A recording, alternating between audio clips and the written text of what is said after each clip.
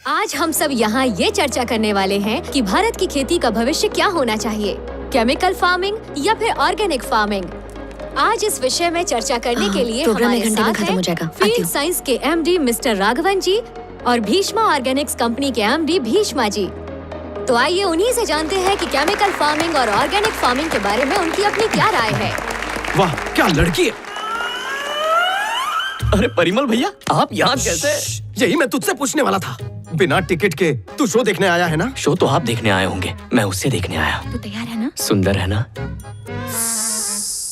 तू लड़कियों के पीछे भागना कब छोड़ेगा? तेरी वजह से नौकरी से हाथ धोना पड़ा। उसके बाद एमएससी एग्रीकल्चर में नौकरी करनी पड़ी, वहाँ पर सैलरी और भी कम थी।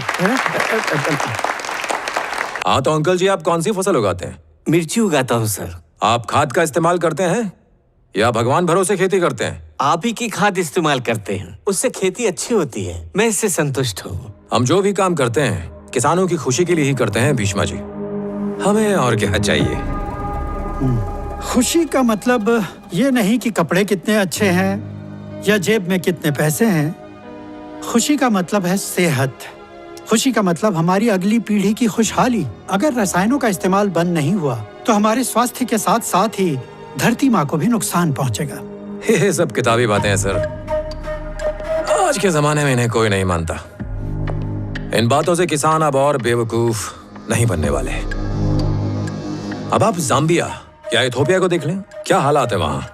लोग भूख से मर रहे हैं। उधर स्विगी नहीं है, पैसे नहीं है। बढ़ती आबादी को देखें तो 2050 में हम जितना अनाज उगाएंगे वो सिर्फ 40% लोगों को ही मुहैया हो पाएगा। इस समस्या को सुलझाने के लिए हमें जेनेटिक बदलाव करने होंगे। आधुनिक रसायनों को किसानों तक पहुंचाना होगा।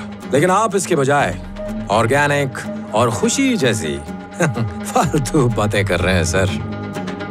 ऑर्गेनिक फार्मिंग टेक्निक अब पुरानी हो चुकी है, आप ही की तरह। पुरानी हो चुकी है दरअसल वो ही। सर, आपकी कंपनी के लोगों के अलावा मेरी कही इस बात को किसी एक ने भी झूठ साबित किया तो मैं ऑर्गेनिक फार्मिंग के लिए अपना सब कुछ छोड़ दूंगा।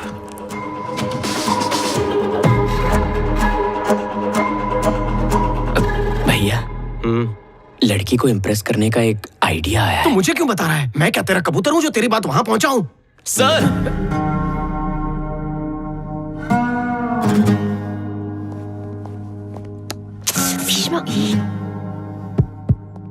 चेक।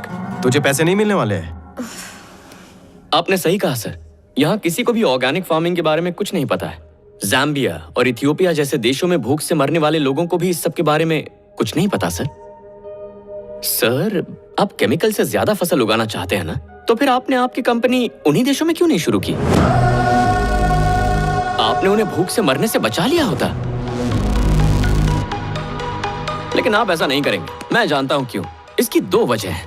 एक है पैसा, वो गरीब देश है, वहां आप क्या कमा लोगे। दूसरा है मिट्टी, हमारे देश जैसी उपजाऊ जमीन उनके यहाँ है ही नहीं। सर जब मिट्टी उपजाऊ नहीं है तो आपके केमिकल से क्या होगा? वो क्या है ना, फसल के लिए मिट्टी चाहिए, आपका केमिकल नहीं। हाँ वो तो ठीक है पर सर मुझे बोलने का मौका दिया है तो आप बीच में टोकिए मत। ऊपर वाले पे विश्वास करते हैं? बताइए ना सर। हाँ। अरे आज के इस मॉडर्न जमाने में भी ऊपर वाले पे विश्वास? तो सदियों पुरानी ऑर्गेनिक फार्मिंग अपनाने में बुराई क्या है सर?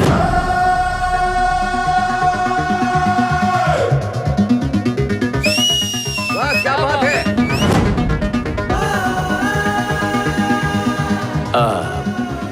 हमारे वेदों में और कई धार्मिक ग्रंथों में यही कहा गया है कि जमीन से सोना उगाने के लिए ऑर्गेनिक खेती सबसे अच्छी है। हाँ यही सच है। अगर इसे सही तरीके से अपनाएं तो कोई शक नहीं कि जमीन को किसी केमिकल की जरूरत पड़े। प्रकृति को हमारी जरूरत नहीं है, लेकिन इंसान की जो भी जरूरतें हैं उसे प्रकृति पूरा करती है। उसे आपके केमिकल से बर्बाद मत कीजिए।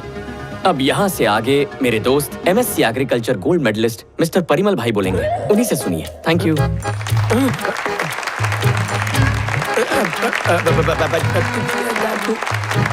2 3 4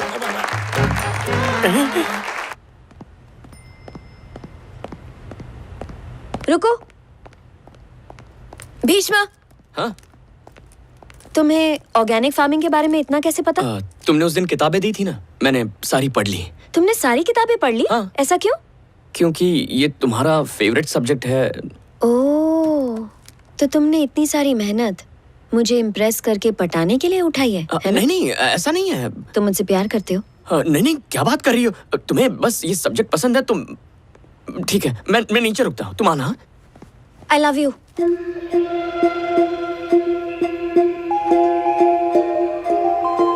आई लव यू। किसी लड़के से प्यार करने के लिए चमत्कार की जरूरत नहीं होती, बस दिल में सच्चाई होनी चाहिए। शुरुआत में ही मैं तुम्हें समझ चुकी थी। हेलो। डैड, गाड़ी खराब हो गई है। हैदराबाद के छोकरे बिगड़ते जा रहे हैं। सर, अगर कुछ दोस्त मिलकर मस्ती मजाक कर भी रहे हो तो इसका मतलब ये नहीं कि वो मवाली है या आवारा है। कल वही लोग किस मुकाम पर होंगे ये हमें नहीं पता। आज नुक्कड़ पर पान बेचने वाला इंसान भी सीएम बन सकता है। मुझे तो उसी वक्त समझ आ गया था कि तुम कैसे हो। तुम्हारे साथ बिताया हुआ हर एक पल मेरे लिए यादगार है। तुमने मेरे लिए 10 गुंडों को पीटा, 20 दिन डैडा के साथ बिताए। एक नया सब्जेक्ट तुमने सिर्फ 30 मिनट में सीख लिया।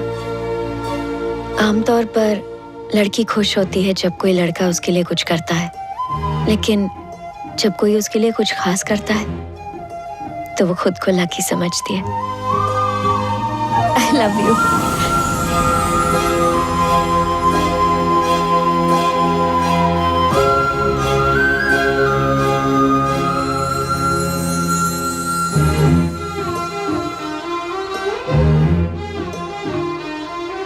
तुम भी प्यार करते हो ना? हद से ज्यादा करता हूँ।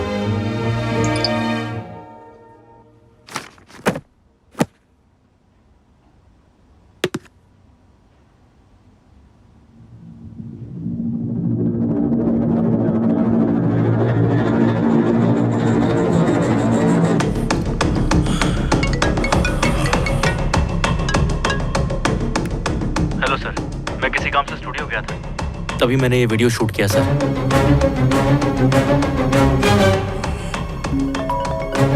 इसे अचानक मेरी याद कैसे आई? नहीं, मैं नहीं उठाऊंगा।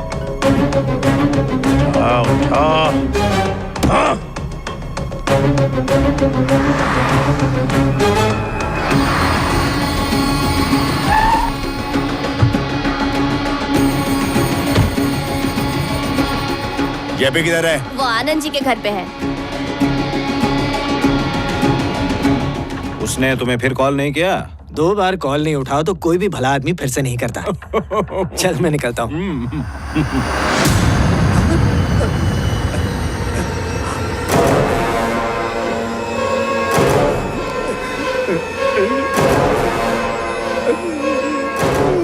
अरे कोई भूत देख लिया क्या तूने?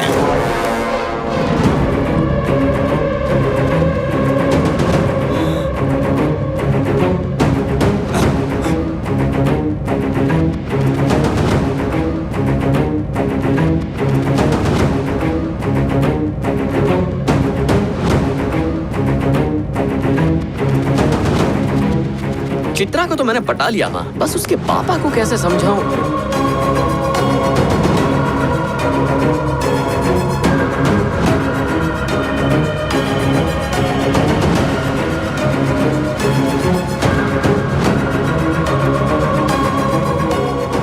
बचपन में तेरे बेटे का जो अपमान मैंने किया था, उसके बदले में तूने इसे मेरी बेटी को फंसाने के लिए कहा था।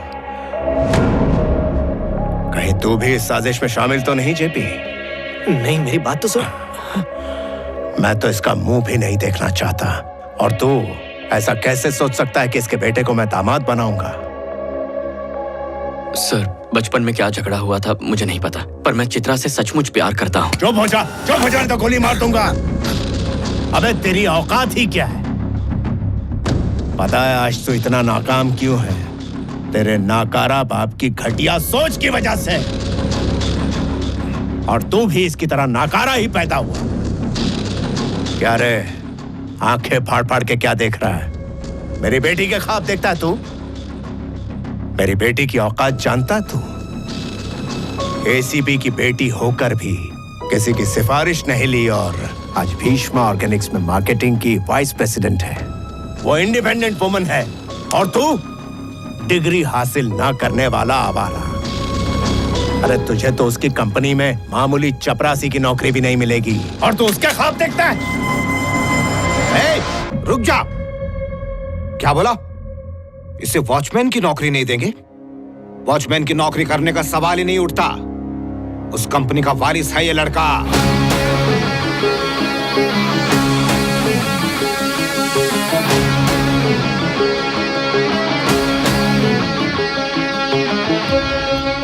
सुनिए, बोलने दो मुझे। इसके दादा से मैंने वादा किया था कि मैं इसका ख्याल रखूंगा। ये सड़ियल उसका अपमान करे और मैं चुप रहूं, ये नहीं हो सकता। क्यों? इसकी औकात नहीं है? तुझे घमंड है ना कि तेरी बेटी हिंदुस्तान की सबसे बड़ी कंपनी भीष्मा में काम करती है, लेकिन उसी कंपनी का अगला सीईओ ये है। भीष्मा ऑर्गेनिक कंपनी के चेयरमैन भीष्मा जी का इकलौता वारिस है ये।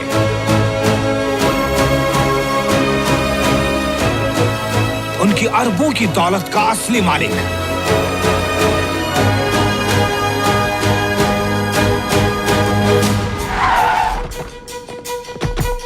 सर, आप इतनी बड़ी कंपनी के सीईओ बनने वाले हैं, आपको कैसा लग रहा है?